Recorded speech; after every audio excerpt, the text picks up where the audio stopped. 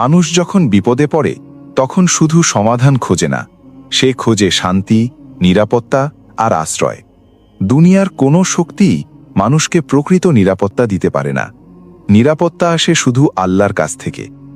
এই কারণেই রাসূলুল্লাহ সাল্লাল্লাহু আলাইহি ওয়াসাল্লাম বিপদের সময় বিশেষ কিছু দোয়া পড়তেন এবং উম্মতকে পড়তে শিখিয়েছেন। এখন সেই দোয়াগুলো শুনুন আর জানুন এই দোয়াগুলো পড়লে কি হয়, কি ফজিলত, কি সওয়াব। প্রথম দোয়া। এই দোয়াটি রাসূলুল্লাহ সাল্লাল্লাহু আলাইহি ওয়াসাল্লাম প্রতিদিন সকাল ও সন্ধ্যায় পড়তে বলেছেন। তিনি বলেছেন, যে ব্যক্তি এটি 3 বার পড়বে সে দিন বা সে রাতে কোনো কিছুই তার ক্ষতি করতে পারবে না। দোয়াটি হল, বিসমিল্লাহিল্লাযী লা ইয়াদুররু মা ইসমিহি শাইউন ফিল আরদি ওয়ালা ফিস সামাই ওয়া হুয়াস সামিউল আলীম। এর অর্থ, আল্লাহর নামে শুরু করছি, যার নামের বরকতে আসমান ও জমিনের কোনো কিছুই কোনো ক্ষতি করতে পারে না। তিনি সর্বশ্রোতা ও সর্বজ্ঞ।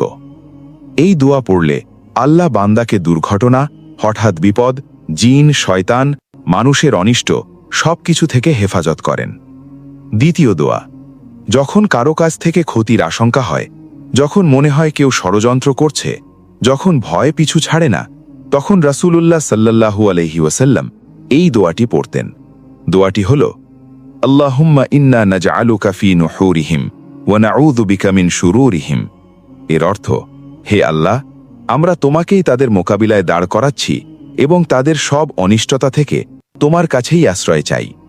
এই দোয়া পড়লে আল্লাহ নিজেই বান্দার পক্ষ নিয়ে নেন, শত্রুর পরিকল্পনা ব্যর্থ হয়, অনিষ্টকারী নিজেই দুর্বল হয়ে পড়ে। তৃতীয় দোয়া।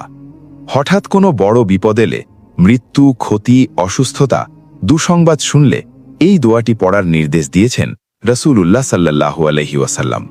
দোয়াটি হল, ইন্না লিল্লাহি ওয়া ইন্না ইলাইহি রাজিউন, আল্লাহুম্মা আজুরনি ফি মুসিবাতি ওয়াখলুফ লি খাইরান মিনহা। এর অর্থ, আমরা আল্লাহরই এবং আমরা তার কাছেই ফিরে যাব। হে আল্লাহ, এই বিপদে আমাকে সওয়াব দাও এবং এর চেয়ে উত্তম কিছু দান করো। এই দোয়া পড়লে আল্লাহ বিপদের বিনিময়ে সওয়াব দেন এবং যা হারিয়েছে তার চেয়ে উত্তম কিছু দান করেন। চতুর্থ দোয়া। এটি এমন একটি দোয়া যা আল্লাহ সবচেয়ে বেশি পছন্দ করেন। এটি নবী ইউনুস আলাইহিস সালামের দোয়া। যখন তিনি অন্ধকার সাগরের তলদেশে ছিলেন, তখন এই দোয়াই তাকে মুক্ত করেছিল। দোয়াটি হল, লা ইলাহা ইল্লা আনতা সুবহানাকা ইন্নী কুনতু মিনাজ জালিমিন। এর অর্থ, তুমি ছাড়া কোনো উপাস্য নেই, তুমি সম্পূর্ণ পবিত্র, নিশ্চয়ই আমি নিজের প্রতি জুলুম করেছি।